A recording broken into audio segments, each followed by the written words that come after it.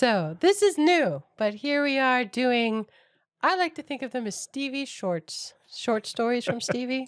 I mean, I'll contribute too, but it's really, he has a lot more to say than me. I do talk a lot. It's true. You Yeah. can, you can.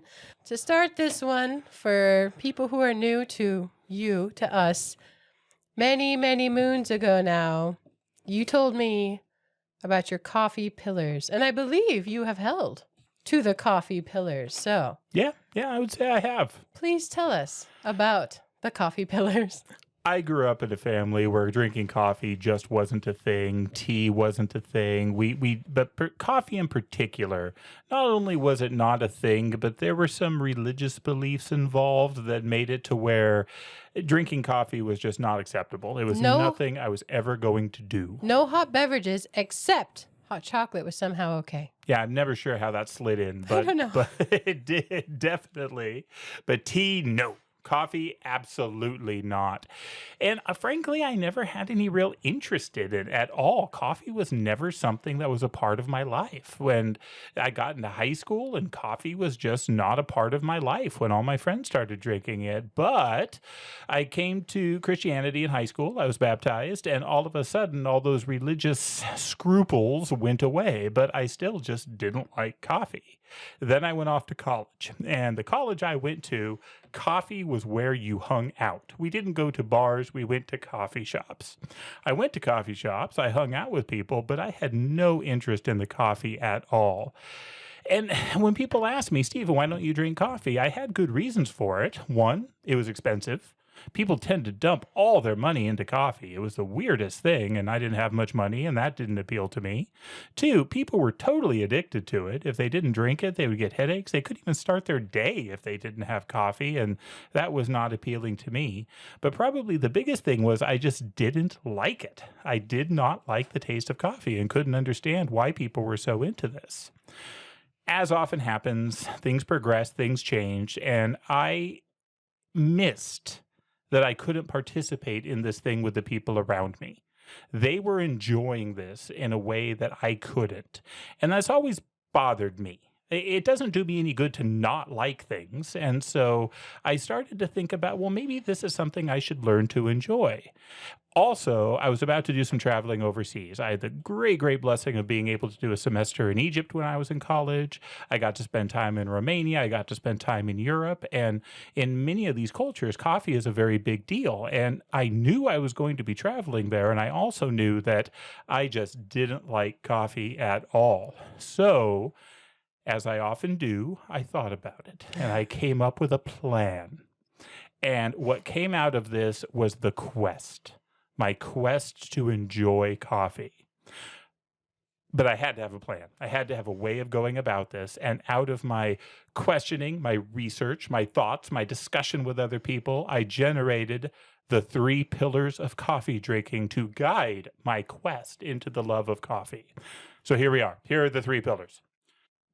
Pillar number 1, thou shalt not become addicted to coffee. All right, fair enough. The people that I was talking to, all those problems I just mentioned, was usually because people were addicted to coffee. So Does I that just mean if you get a decided, headache, you're addicted? well, this is an interesting discussion because in the medical world, we differentiate between addiction and dependence. It is possible to be physiologically dependent on something and not be addicted to it. So I do distinguish between the two of them. So it is possible to get a headache if you stop drinking coffee because you are physiologically dependent and not being addicted to it. Subtle shades, but important. Nuance, but okay. Nuance. So that's pillar 1. Pillar 2 really was designed to help with pillar 1. Thou shalt not use coffee as a stimulant. Now, obviously, coffee has a stimulant effect. That's just by the nature of it. If you're drinking caffeine, it's got a stimulant effect. But that was never the purpose. I was never trying to drink coffee in order to wake myself up. The goal was to only drink coffee because I enjoyed coffee or wanted to learn to enjoy coffee. So, pillar 2, thou shalt not use coffee as a stimulant. So, this was the way I was going to bypass that whole, well, I can't start my day without a cup of coffee thing. So, pillar 2. Pillar 3 is the most complex and therefore often the most misunderstood of the 3 pillars of the coffee drinking quest. I have heard you say that. Oh, yeah. Pillar 3 states, "Thou shalt ever strive to enjoy the coffee flavor itself and not whatever additives or masking agents one puts into it." Where this is misunderstood is many people take this to say that I can't enjoy a mocha or I can't put creamer in my coffee. And no, that's not it at all. What the pillar states, though, is if I'm doing that, if I'm having a mocha or adding creamer in order to hide the coffee flavor, that's where the violation of the pillar comes into play. So before I began to like coffee, people would offer me coffee and say, "You can hardly taste the coffee." To which I said, "Well, what's the point then? I want to learn to love coffee." So pillar 3, again, "Thou shalt ever strive to enjoy coffee for the coffee flavor itself and not for the additives that go into it." So, friends, these are the 3 pillars of the coffee drinking quest. And they have served me well. And I can tell you, boy, I really love coffee now. Do you think they helped you? I do. I really think they do. See, I remember you coming up the pillars before the Romania trip and you telling me that if some old woman in Romania offered you a cup of sludge coffee, you wanted to be able to enjoy it. Yes. Yes. And they did. When I was in Romania, after one church service, we went to visit a home family and we got to have lunch with them. And it was wonderful. So Romania, I remember the food. They did soup and bread with every meal, and they were delicious. They would also do chicken and potatoes all the time, and they were delicious. I'd eat that. Yeah. And then they did a ton of tea. So I actually learned to like tea in Romania, but they would also do coffee. And so as we were in this home, there were 3 of us, me and 2 of the girls that were with us from our group, were in this home and we were eating. And after lunch, they gave us coffee in these tiny, tiny little glasses. And we drank the coffee. And I was still new to all this, but it tasted good. I enjoyed it. And so when the host kind of got it from the table and walked away, I asked the 2 other girls at the table, like, "Is it just me or is this really good coffee?" And they said, "Yeah, oh yeah, this is really good coffee." And so when the host came back, we asked him, "Sir, we love this coffee. This is wonderful. Can you teach us how to make this?" And he says, "Yes, I can, but this is very special coffee. You should know that. We understand. It's so good. Please teach us how to make this." And he got up, walked to the cupboard, and pulled out a package of freeze-dried Nescafe add boiling water coffee. Yes. The technique was you boil water and you add it to the freeze-dried crystals. I've done that while backpacking. It was not very good. This taught me a couple things. One is that even people who'd been drinking coffee for a lot longer than I had no taste for it whatsoever. The other thing was it's okay to enjoy simple, bad coffee and love it. And frankly, you're going to be happier if you can. Yeah, the environment matters. I didn't expect to contribute on this, but I have so many coffee thoughts.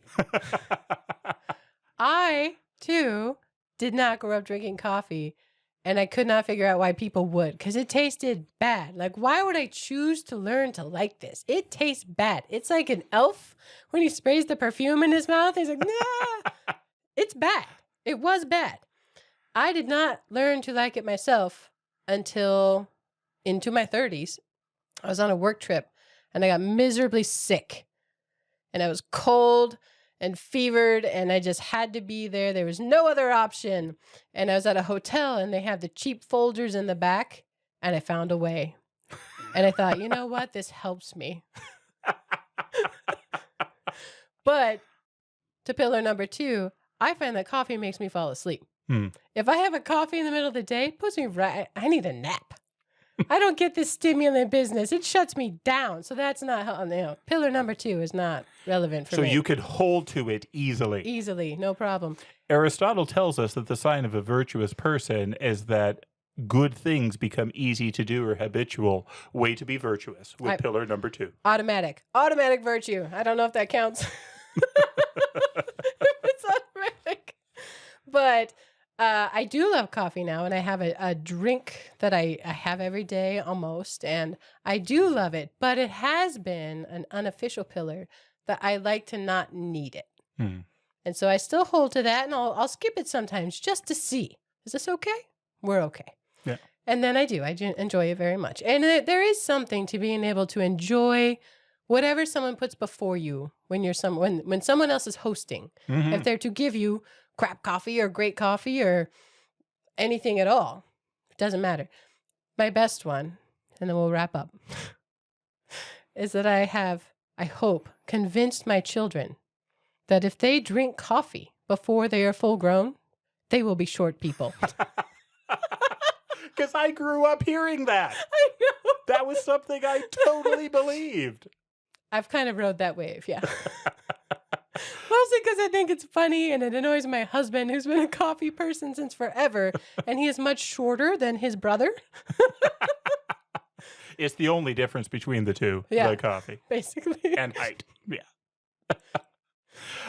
So my kids, that was an interesting thing when I became a parent, because all of a sudden I didn't have these rules. Like, is it okay for kids to drink coffee? And I think too much caffeine for anyone's not a great idea, and especially for kids. So it wasn't something we pushed or anything, but it also wasn't something we hid. I mean, my wife and I are drinking coffee.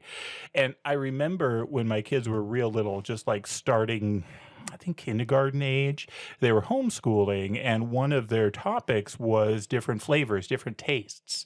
And apparently, my wife had used coffee as the example of bitter, of just black coffee. Now, I was at work, and so when I came home, I heard hey, you need to tell your dad what we did today. And I remember my son saying, "Oh, Dad, I tried coffee." And I said, "Well, all right. How was it?" "It was disgusting." Just the sheer enthusiasm behind which he uttered that it has stuck with me ever since. And so far, they're still not really coffee drinkers, although I think they're about to turn that corner. Someday, probably, but I hope they enjoy it when they do. Okay. All right. Well, I hope you enjoy some of these art random thoughts here. If you're interested in hearing us talk about an actual story, we hope that you'll join us for the Good Stories podcast.